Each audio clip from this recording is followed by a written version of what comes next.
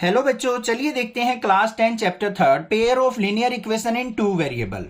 New NCERT math new syllabus के according जो भी आपके पॉइंट्स हैं, टॉपिक्स हैं, उन सभी को हम इस वीडियो में कवर करेंगे। और ये वीडियो देखने के बाद मैं गारंटी लेता हूं आपको चैप्टर बिल्कुल हलवा नजर आएगा, आपका कोई भी डाउट नहीं रहेगा इस चैप्टर से रिगार्डिंग। ठीक है, सबसे पहले बात करते हैं यहाँ पे pair of linear equation in two variable के अंदर हमारा वर्ड एक नजर आ रहा है हमें, लीनियर इक्वेशन। सबसे पहले समझ लेते हैं कि ये लीनियर इक्वेशन क्या होती है। तो क्या है definition? A polynomial of degree 1 is called linear equation. अगर किसी पोलिनोमियल की हाईएस्ट पावर क्या है? 1 है, या फिर कह सकते हैं उसकी डिग्री 1 है, तो उस इक्वेशन को हम क्या कहेंगे? लीनियर इक्वेशन कहेंगे। इसको एक एग्जांपल से समझते हैं। मान लो मैंने यहां पे एक एग्जांपल ले लिया 2x + 3 = 0। तो यहां पे वेरिएबल क्या है? मेरा x है। तो यहां पे हाईएस्ट डिग्री देखो क्या है? 1। तो ये क्या कहलाएगी? हमारी एक लीनियर इक्वेशन कहलाएगी बच्चों। दूसरा एग्जांपल ले लेते हैं। मान लो हमने ले लिया 3y - 6 = 0। सर मैं तो y वेरिएबल लूंगा, बिल्कुल ले सकते हो, z भी ले सकते हो, p q r s जो भी आपका दिल करे वो वेरिएबल हो सकता है। बट शर्त क्या है कि डिग्री हमारी 1 होनी कंपलसरी है, तभी हम उसको क्या कह सकते हैं? लीनियर इक्वेशन कह सकते हैं। इतनी बात क्लियर हो गई। अब इसकी जनरल फॉर्म की बात कर लेते हैं। जनरल फॉर्म, या फिर हम इसको कह देते हैं कई बार स्टैंडर्ड फॉर्म। कोई भी इक्वेशन होती है उनकी जनरल फॉर्म और स्टैंडर्ड फॉर्म आपको अच्छे से पता होनी चाहिए। तो क्या होगी यहाँ पे? ax + b = 0। इस फॉर्म में अगर आपको कोई इक्वेशन नजर आती है तो आप उसको क्या कहेंगे बच्चों? लीनियर इक्वेशन कहेंगे। ठीक है, अब बात करते हैं यहाँ पे लीनियर इक्वेशन इन टू वेरिएबल का मतलब क्या है, देखते हैं भाई। तो क्या डेफिनेशन निकल के आई हमारे पास यहाँ पे? ए पोलिनोमियल ऑफ डिग्री 1, कि पोलिनोमियल की हाईएस्ट डिग्री तो 1 ही होनी चाहिए, बट हैविंग 2 वेरिएबल्स। उसके अंदर कितने वेरिएबल होने चाहिए? 2 वेरिएबल होने चाहिए। जैसे यहां पे हमारा एक ही वेरिएबल था, तो ये क्या कहलाएगी? Linear equation in 1 variable. But अगर हम 2 वेरिएबल यूज कर लें तो हमारी इक्वेशन क्या बन जाएगी? लीनियर इक्वेशन इन 2 वेरिएबल। अब इसको भी एग्जाम्पल से समझ लेते हैं। एग्जाम्पल यहां पर आप कोई भी ले सकते हैं। 2x + 3y = 4। मान लो मैंने ये ले लिया, तो यहां पे वेरिएबल देखो बच्चों क्या हो गए? 2 वेरिएबल यूज हो गए, x और y। कोई और ले लेते हैं। मान लो हमने ले लिया यहां पे 5r + 6s = 9। तो यहां पे r और s 2 वेरिएबल हो गए, बट डिग्री देखो ध्यान से, दोनों में क्या है? 1 है। तो ये क्या कहलाएगी? हमारी linear equation in 1 variable, sorry 2 variable. ठीक है भाई। अब यहां पे इसकी भी स्टैंडर्ड फॉर्म या जनरल फॉर्म की बात कर लेते हैं। स्टैंडर्ड फॉर्म या फिर जनरल फॉर्म, यहां पे क्या होगी हमारी? ax + by = c। c क्या होगा यहाँ पे? कांस्टेंट। c की वैल्यू 0 भी हो सकती है या फिर कोई और वैल्यू भी हो सकती है। बट आपको क्या चीज ध्यान देनी है कि जो ये a और b है, a ≠ 0 होगा और b भी हमारा क्या होगा? ≠ 0। क्योंकि a और b में से अगर कोई भी 0 हो गया तो हमारा वो वेरिएबल तो खत्म ही हो जाएगा। तो फिर किस में रह जाएगी इक्वेशन? 1 वेरिएबल में रह जाएगी। तो a और b हमारे कंपलसरी है कि वो कभी भी 0 नहीं होंगे। हाँ, कांस्टेंट जो है हमारा c जो है वो 0 हो सकता है, कोई प्रॉब्लम की बात नहीं है। ठीक है, बात समझ में आ गई? लीनियर इक्वेशन इन 2 वेरिएबल भी। अब इसके बाद बात आती है भाई सॉल्यूशंस ऑफ द इक्वेशन। वो कैसे फाइंड आउट किए जाते हैं? अब इसका एग्जैक्ट मीनिंग समझेंगे। सबसे पहले सॉल्यूशन ऑफ इक्वेशन से मतलब क्या होता है। मान लो आपने एक एग्जांपल ले लिया, कोई भी आपने एक इक्वेशन ले ली बच्चों, 2x + 3y = 5। ये आपने एक एग्जांपल ले रखा है। अब आपसे पूछ ले कि इसका सॉल्यूशन बताइए। सॉल्यूशन का मतलब क्या होता है? देखो यहां पे जो इक्वेशन है हमारी, उसके अंदर एक तो लेफ्ट हैंड साइड है, एक हमारे पास है राइट हैंड साइड। अब यहां पे वेरिएबल क्या है? x और y। तो x और y की वो वैल्यूज जिस पे हमारी left hand side = right hand side हो जाए, वही क्या कहलाएंगे? इस इक्वेशन के सॉल्यूशन कहलाएंगे। अब यहां पे मुझे सिंपल से नजर आ रहे हैं, अगर मैं x की वैल्यू 1 और y की वैल्यू 1 पुट कर दूं इस इक्वेशन में, तो देखते हैं क्या होता है। यहां पे मैंने x की जगह 1 पुट किया, 2 × 1 प्लस में 3 × 1 = 5। तो 2 × 1 = 2 हो गया, प्लस में 3 × 1 = 3 हो गया, = 5। तो यहां पे क्या आ गया मेरे पास? 5 = 5 आ गया या नहीं आ गया? तो इसका मतलब ये क्या कहलाएंगे? x = 1 और y = 1 कहलाएंगे हमारे सॉल्यूशन ऑफ दिस इक्वेशन। बात आ गई ना समझ में? ठीक है। अब अगर हमारे पास 2 इक्वेशन दे रखी हो, पेयर ऑफ लीनियर इक्वेशन दे रखी हो, तो हम उसका सॉल्यूशन कैसे फाइंड आउट करते हैं? जैसे मान लो हमारे पास एग्जांपल के तौर पे 2 इक्वेशन दे रखी हैं। क्या क्या? ऐसे 2x minus y equal to 2, और दूसरी इक्वेशन दे रखी है 4x minus y equal to 4। ये दो इक्वेशन है, पेयर ऑफ इक्वेशन हो गई। अब इनका हमें कॉमन सॉल्यूशन निकालना है कि x और y की वो वैल्यूज जिन पे दोनों इक्वेशन क्या हो जाए, हमारी सिंप्लीफाई हो जाए, दोनों इक्वेशन में left hand side equal to right hand side आ जाए। तो इस टाइप की equation, pair of linear equation को सिंप्लीफाई करने के लिए हमारे सिलेबस के अंदर है 3 मेथड। एक तो है ग्राफिकल मेथड, एक है सब्स्टिट्यूशन मेथड, और एक है एलिमिनेशन मेथड। तीनों को बारीकी से समझ लेते हैं। सबसे पहला मेथड जो आता है हमारा, वो आता है ग्राफिकल मेथड। अब ग्राफिकल मेथड का यूज करके हम किस तरीके से सॉल्यूशन निकालेंगे। सबसे पहले देखो हमारे पास क्या क्या इक्वेशन थी बच्चों, 2x minus y equal to 2। एक तो इक्वेशन ये ली थी हमने, इक्वेशन नंबर फर्स्ट मान ली। दूसरी इक्वेशन हमारे पास क्या है, 4x minus y equal to 4। ये हमारी इक्वेशन नंबर सेकंड है। अब ग्राफिकल मेथड के अंदर हमें क्या करना होता है कि इन दोनों इक्वेशन का ग्राफ ड्रॉ करना होता है, और उनकी हेल्प से हमें चेक करना है कि हमारा सॉल्यूशन कहां एग्जिस्ट करेगा, और कैसे वो चेक किया जाता है वो समझ लेते हैं। सबसे पहले बात करते हैं कि इन दोनों इक्वेशन से हम ग्राफ कैसे ड्रॉ करेंगे। सबसे पहले हम क्या करते हैं, यहां पे फर्स्ट इक्वेशन लेते हैं 2x minus y equal to 2। अब कोई भी ग्राफ ड्रॉ करने के लिए हमें क्या चाहिए, 2 या 2 से ज्यादा वैल्यू चाहिए x और y की। तो वही वैल्यूज हम यहां पे इनकी फाइंड आउट करेंगे। तो इसके लिए हमें सबसे पहले क्या करना है बच्चों, एक टेबल बना लेनी है। तो इस तरीके से हमने एक टेबल फॉर्म कर ली, यहां पे x वेरिएबल और y वेरिएबल। हमें क्या करना है, यहां पे पहले तो मैं आपको स्टैंडर्ड वैल्यू बता देता हूं जो मोस्टली यूज की जाती हैं। बाकी जो आपका दिल करे वो वैल्यूज आप यहां पे पुट कर सकते हैं। सबसे पहले आपको क्या करना है, यहां पे put x equal to 0 put करके देख लो। अब यहां पे x इक्वल टू 0 पुट करता हूं तो मैं क्या आएगा, 2x minus y equal to 2 था, x की जगह 0 पुट किया तो ये तो 0 हो गया, 2 multiply 0 minus y equal to 2।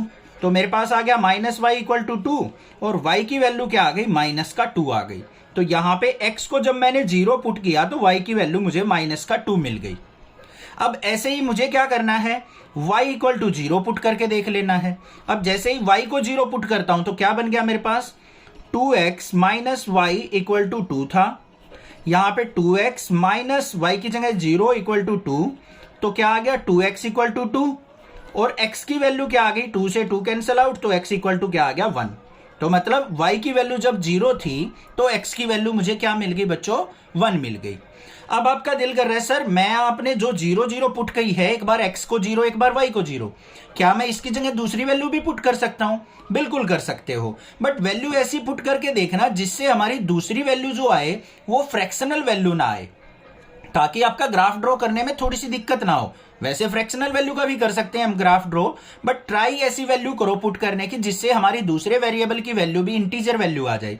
अब जैसे मान लो मेरा दिल कर रहा है यहाँ पे सर मैं y की जगह 2 पुट करना चाहता हूँ, 2 पुट कर लो भाई। देखते हैं यहाँ पे मान लो मैंने कर लिया put y equal to 2 put करते हैं तो क्या आएगा, 2x minus y equal to 2 था, तो 2x माइनस 2 इक्वल टू 2, और 2x इक्वल टू क्या हो जाएगा यहाँ पे 2 और 2 4, तो 2 से कट करेंगे तो x इज इक्वल टू क्या आ गया 2। तो y जब 2 था तो x भी हमारा 2 मिल गया। ये वैल्यू भी यूज कर सकते हैं हम, यहाँ पे ऐड कर लो भाई, दोनों 2 2 भी हो सकते हैं हमारे, कोई दिक्कत नहीं है। बट अगर मैं y इक्वल टू 1 पुट करके देखता हूं बच्चों तो क्या आता है, देखते हैं। तो क्या था, 2x माइनस 1 इक्वल टू 2, ये बन गया। तो 2x इज इक्वल टू क्या हो गया, माइनस 1 राइट साइड जाके प्लस का 1 हो गया, 3 हो गया। तो x इज इक्वल टू क्या आ गया मेरे पास, 3/2 आ गया। ये भी पुट कर सकते हैं, बट यहां पे क्या हुआ, मुझे एक फ्रैक्शनल वैल्यू मिल गई जिससे ग्राफ ड्रॉ करने में थोड़ी सी दिक्कत हो सकती है। तो इसलिए ट्राई ऐसी वैल्यू करनी है अपने पास से, थोड़ी सी प्रैक्टिस से पता चल जाएगा कि जब हम कोई एक इंटीजर वैल्यू पुट करें तो दूसरे वेरिएबल की भी एक इंटीजर वैल्यू आ जाए, नेगेटिव आ जाए, कोई दिक्कत नहीं है।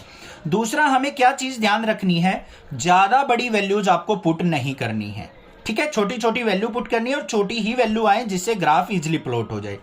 एक टेबल तो आपके पास बनके तैयार हो गई। अब ऐसे ही दूसरी इक्वेशन से ट्राई कर लेते हैं, क्या है, 4x minus y equal to 4। तो यहां पे हम क्या करेंगे, एक टेबल बनाएंगे, इसके अंदर भी क्या किया हमने, x और y की वैल्यूज को पुट करना है। अब x को हमने क्या किया, सबसे पहले 0 पुट कर लिया, x को 0 पुट करेंगे तो 4 multiply 0 minus y equal to 4, तो माइनस वाई इक्वल टू 4, और y की वैल्यू क्या आ गई, माइनस का 4 आ गई, ये पुट कर दी हमने। फिर हमने क्या किया, y को 0 पुट कर लिया, y को 0 पुट करेंगे तो क्या हो जाएगा 4x माइनस 0 इक्वल टू 4, तो 4x इक्वल टू 4 और x इज इक्वल टू क्या आ गया, 4 से 4 कट गया, 1 आ गया। तो यहाँ पे x की वैल्यू क्या मिल गई मुझे, 1 मिल गई। बन गई आपकी टेबल, तैयार हो गई, कोई दिक्कत नहीं है। कोई और वैल्यू पुट करना चाहो वो भी कर सकते हो, आप ट्राई करके देख लेना, ठीक है। ग्राफ हमारा सभी वैल्यूज से सेम आएगा जो आप पुट करेंगे, फ्रैक्शनल आएगा उससे भी सेम ही ग्राफ आएगा। दो टेबल तैयार। अब ग्राफ कैसे प्लॉट किया जाता है इन टेबल की हेल्प से वो सीखते हैं। सबसे पहले क्या करना है, हमें ग्राफ पेपर यूज करना है जो कि आपको एग्जाम के अंदर मिल जाएगा। ये जो डार्क वाली लाइन है इसके ऊपर आपको एक लाइन ड्रॉ कर लेनी है, ये हो गई हमारी एक्स एक्सिस, तो यहां पे लिख भी देंगे एक्स एक्सिस। ऐसे ही आपको क्या करनी है, इसके बीच में एक लाइन ड्रॉ और कर लेनी है जो हमारी क्या हो जाएगी, वाई एक्सिस हो जाएगी इस तरीके से। एक चीज आपको ध्यान देनी है, जो ये डार्क वाली लाइन है इन्हीं के ऊपर आपको लेके चलना है, तो ये हो गई हमारी वाई एक्सिस। अब बात आती है स्केलिंग की बच्चों। स्केलिंग क्या होती है कि हम ग्राफ के अंदर अपने ब्लॉक बनाते हैं। अब यहाँ पे मैक्सिमम वैल्यू देखो हमारी क्या है, -4 है, तो हम क्या करेंगे 1 1 का स्केल बना लेंगे। मान लो -4 की जगह मान लो बड़ी वैल्यू होती हमारी 16 होती, और सारी की सारी हमें दिखाई दे रही है 2 की मल्टीपल है, तो हम 2 2 का ब्लॉक बना लेते कि ये 2 हो गया, फिर 4 6 8 10 इस तरीके से, या फिर 4 4 का गैप कर लेते 4 8 12 16 ऐसे। छोटी वैल्यू है तो हमने क्या कर लेना है, ये तो हमारी 0 0 वैल्यू होगी ओरिजिन पे, x भी 0 y भी 0 इस पॉइंट पे। ये हमारा 2 हो गया, सॉरी 1 ले लेते हैं, 1 1 का गैप ले लेते हैं, छोटी वैल्यू है। ये 2 हो गया, ये 3 हो गया, ये 4 हो गया, 4 तक की वैल्यू है। ऐसे ही हमें y एक्सिस पे ले लेना है 1 2 3 और ये हो गया हमारा 4। फिर यहाँ पे लेफ्ट साइड -1, फिर -2 -3 और ये आ गया -4। ऐसे ही नीचे ले लेंगे -1 -2 -3 और -4। सारी वैल्यूज आ गई, स्केल बनाना आ गया। अब देखते हैं ग्राफ कैसे प्लॉट होगा। सबसे पहली वे वैल्यू पुट करो यहाँ पे 0 और -2। क्या क्या है, 0 और -2। ये x की वैल्यू, ये y की वैल्यू। पहले x को 0 देखो कहां पे है, x0 कहां पे है हमारा, ये रहा। फिर क्या है, y की वैल्यू -2, y -2 मतलब y एक्सिस पे होगा। -2 नीचे है भाई, नीचे चलते हैं, तो ये पॉइंट मिल गया मुझे -2, आ गया पॉइंट। फिर दूसरा क्या है 1 0, x की वैल्यू 1 y की वैल्यू 0, x1 कहां पे है, ये रहा। y0 का मतलब ना ऊपर जाना हमें ना नीचे जाना, इसी लाइन पे हमारा y0 होगा, तो ये पॉइंट आ गया हमारा। अब हम क्या करेंगे, इन दोनों पॉइंट्स को आपस में मिला देंगे। अच्छे से मिलाना है आपको, बिल्कुल ध्यान से। तो ये हमने इन दोनों पॉइंट्स को ज्वाइन कर दिया। तीसरे पॉइंट की कोई जरूरत नहीं है, ठीक है। तीसरे पॉइंट को भी पुट करोगे 2 2, तो देख लेना 2 ये रहा, ये भी 2 रहा, तो यहां पे पॉइंट आएगा वो रहा, उसी से पास होगी ये भी। अब दूसरी पे आ जाओ। दूसरी इक्वेशन के अंदर क्या है, x0 है बच्चों और y क्या है, -4 है। x0 कहां पे है, ये रहा, y -4 नीचे जाके आ गया मेरा, तो ये आ गया मेरा y -4। फिर देखो x1 है y0 है, x1 और y0 यही पॉइंट आ गया, तो हमें क्या करना है, इसको और इसको ज्वाइन कर देना है, तो ये हो गए हमारे ज्वाइन। अब जहां पे भी ये दोनों लाइन आपस में कट करेंगी वही क्या कहलाएगा, हमारा सॉल्यूशन कहलाएगा। अब यहां पे कट कर रही है दोनों की दोनों लाइन, एक तो ये इधर चली गई एक इधर चली गई, तो ये पॉइंट क्या कहलाएगा, हमारा सॉल्यूशन। और ये पॉइंट क्या है 1 0। तो x की वैल्यू 1 और y की वैल्यू 0 क्या हो गया, हमारा सॉल्यूशन ऑफ दिस इक्वेशन। ऐसे हम फाइंड आउट कर सकते हैं ग्राफिकल मेथड से सॉल्यूशन, ठीक है भाई। तो इन दोनों इक्वेशन का सॉल्यूशन क्या आ गया हमारा, x = 1 और y = 0 क्या हुआ, सॉल्यूशन। समझ में आ गया ग्राफिकल मेथड से कैसे सॉल्यूशन निकलता है। अब दूसरा मेथड सीखते हैं। अब सेकंड मेथड आ गया हमारे पास, सब्स्टिट्यूशन मेथड। अब सब्स्टिट्यूशन मेथड का मतलब क्या होता है कि एक जगह से वैल्यू उठा के दूसरी जगह पुट करना, ठीक है। सेम प्रोसीजर है। ये हमारी इक्वेशन नंबर 2 हो गई। अब पहले इसको ध्यान से समझ लो, मतलब कहना क्या चाहता हूं मैं। हमें क्या करना है, किसी भी एक इक्वेशन को पकड़ना है, वहां से एक वेरिएबल की हम क्या करेंगे, वैल्यू फाइंड आउट करेंगे और दूसरी इक्वेशन के अंदर पुट कर लेंगे। बस ये काम करना है आपको सब्स्टिट्यूशन मेथड के अंदर। अब मान लो हमने इक्वेशन नंबर फर्स्ट पकड़ ली यहां पे, तो हमारे पास फ्रॉम इक्वेशन फर्स्ट हमने क्या ले लिया, 2x - y = 2। अब यहां से मैंने y की वैल्यू निकाल ली। y की वैल्यू क्या हो जाएगी भाई, माइनस का y = 2 - 2x या फिर हम क्या कह सकते हैं, माइनस वाई को राइट साइड ले जाओ, 2 को इस तरफ ले आओ, तो y इज इक्वल टू क्या हो जाएगा, 2x माइनस 2 हो जाएगा। ये y की वैल्यू हो जाएगी या नहीं हो जाएगी? यहां से माइनस को अंदर लेके जाओगे तो यही वैल्यू आएगी आपको। ध्यान से देख लो, माइनस वाई को हम ले गए राइट साइड और 2 को ले आए लेफ्ट साइड, तो y इज इक्वल टू क्या आ गया, 2x माइनस 2। ये हो गई इक्वेशन नंबर 3। इसको क्या करेंगे, हम उठा के दूसरी इक्वेशन में पुट कर देंगे। जोन सी इक्वेशन से वैल्यू निकाल लिया ना, उससे दूसरी इक्वेशन में पुट करेंगे बच्चों। तो यहां पे क्या करेंगे, पुट इन इक्वेशन सेकंड। इसको क्या कर लिया हमने, इक्वेशन नंबर सेकंड में पुट कर दिया। तो क्या थी हमारे पास, 4x minus y is equal to 4। तो y की जगह ये वैल्यू पुट करेंगे तो 4x माइनस साइन है, y को ले लेंगे ब्रैकेट के अंदर, 2x माइनस 2 इक्वल टू 4। जब भी नेगेटिव साइन मिले और अंदर 2 टर्म हो तो आप इसको ब्रैकेट के अंदर लिखो बच्चों, गलत नहीं होगा। तो क्या आ गया यहाँ पे, 4x माइनस को अंदर लेके जाएंगे, माइनस का 2x माइनस माइनस प्लस का 2 इक्वल टू 4। अब 4x में से 2x गया तो 2x बच गया, 2 को राइट साइड लेके जाएंगे तो क्या हो जाएगा, 4 माइनस 2 हो जाएगा। तो क्या आया, 2x is equal to 4 minus 2 क्या हो गया, 2, 2 से 2 कट हो गया तो x की वैल्यू क्या आ गई आपके पास, 1 आ गई। ठीक है, अब x की वैल्यू 1 आ गई, हमें y की वैल्यू चाहिए। इसको क्या करेंगे, पुट इन इक्वेशन थर्ड। तो यहां पे क्या कर लेंगे, put x equal to 1 in equation third. इसको किसके अंदर पुट कर लिया हमने, थर्ड इक्वेशन के अंदर। क्या थी हमारे पास, y is equal to 2x minus 2। तो y इज इक्वल टू क्या आ गया, 2 मल्टीप्लाई 1 माइनस 2। तो y इज इक्वल टू क्या आया, 2 1 जा 2 माइनस 2। तो y की वैल्यू आ गई 0। तो x की वैल्यू 1 और y की वैल्यू 0।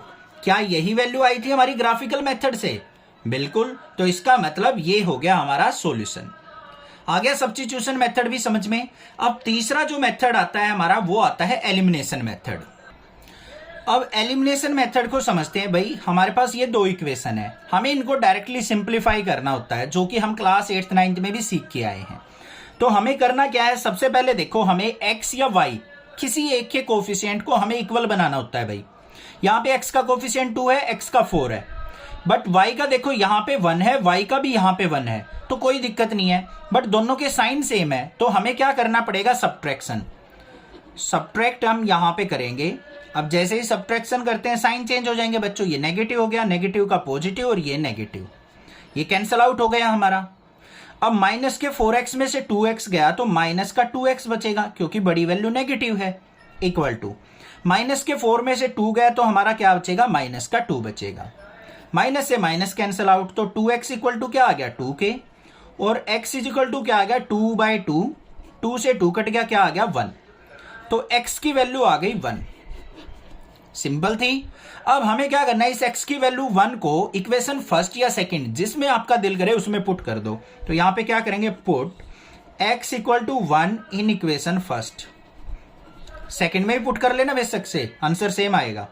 क्या थी हमारे पास equation first, 2x minus y equal to 2। तो यहां पे x की वैल्यू 1 पुट करेंगे तो 2 multiply 1 minus y equal to 2। तो यहां पे क्या आ गया, 2 1 जा 2 माइनस वाई इक्वल टू 2।